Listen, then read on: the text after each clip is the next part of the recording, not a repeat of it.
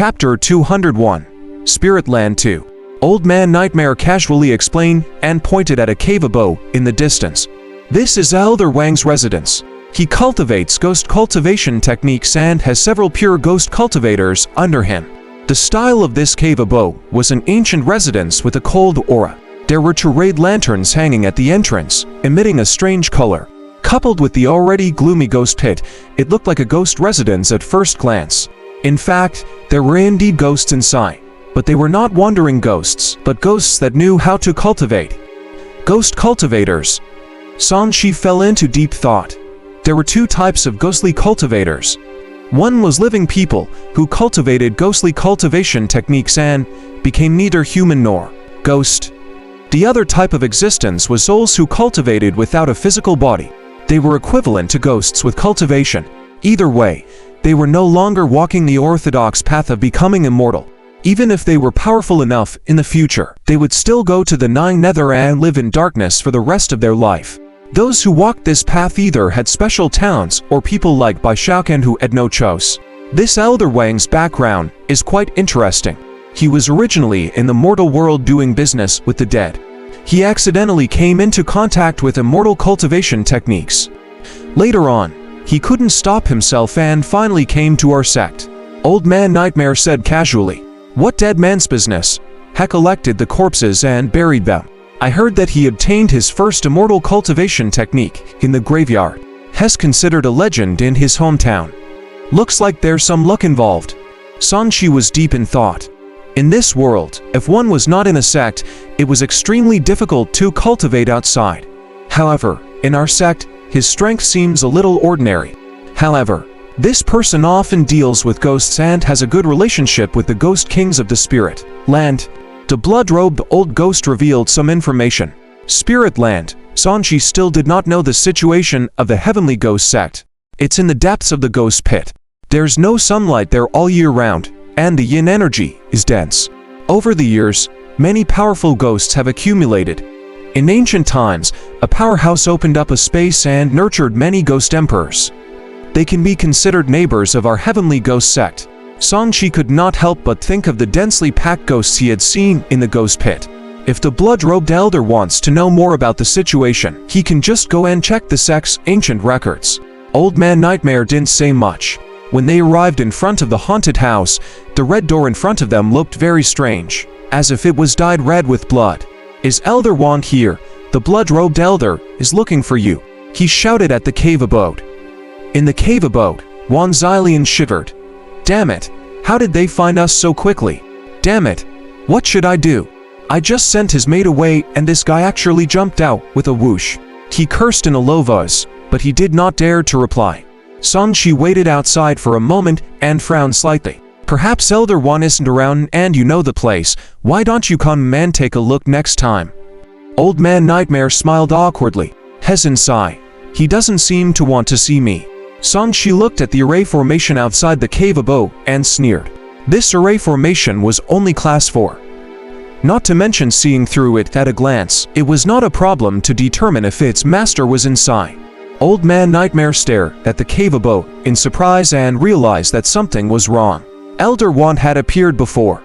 Now that he had avoided meeting him, he most likely had done a disservice to Sanshi. If even he could conclude this, how could Sanshi not sense it? He secretly sent a thought. "Elder Wan, you know the blood-robed old ghost's personality. It's useless to dodge. If you don't want to be beaten up, you'd better meet him."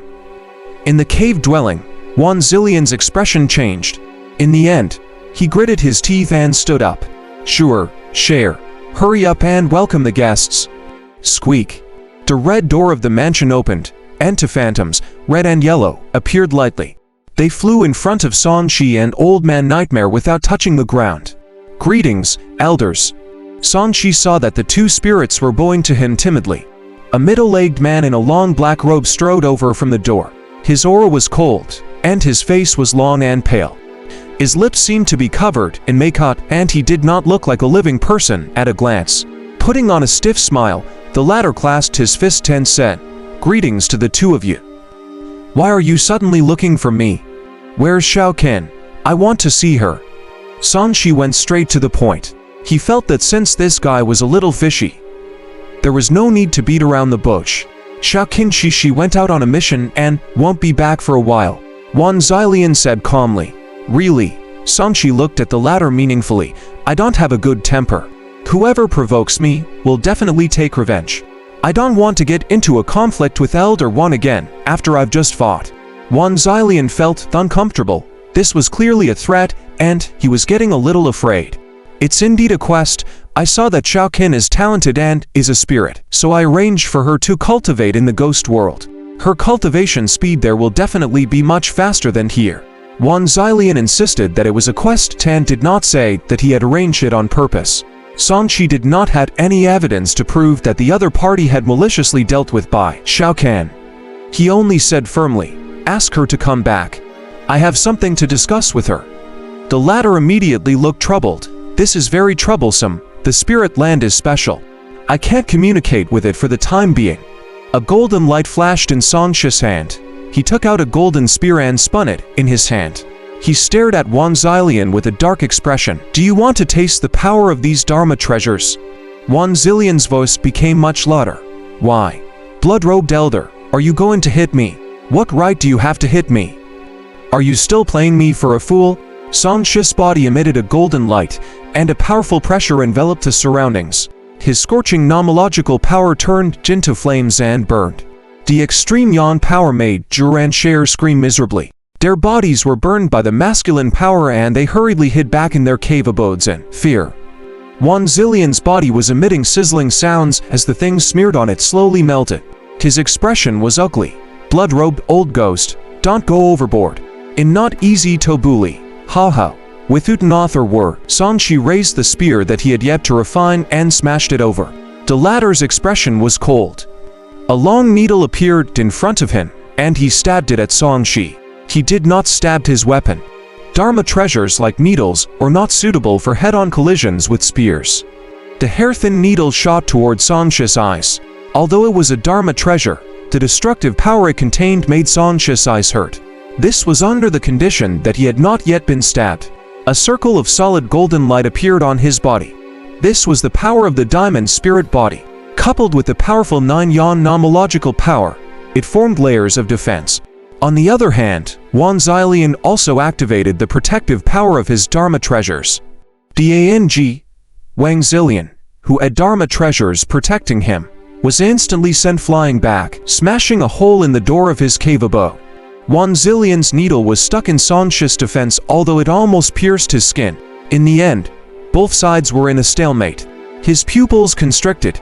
Was their difference in strength so obvious? This person didn't even seem to have used much strength. He stood up from the broken door and pulled. There seemed to be a thread on the tail of the needle, and he pulled it back. Yo, playing with needles? Songqi glanced at the diamond spirit body's barrier that had been pierced through.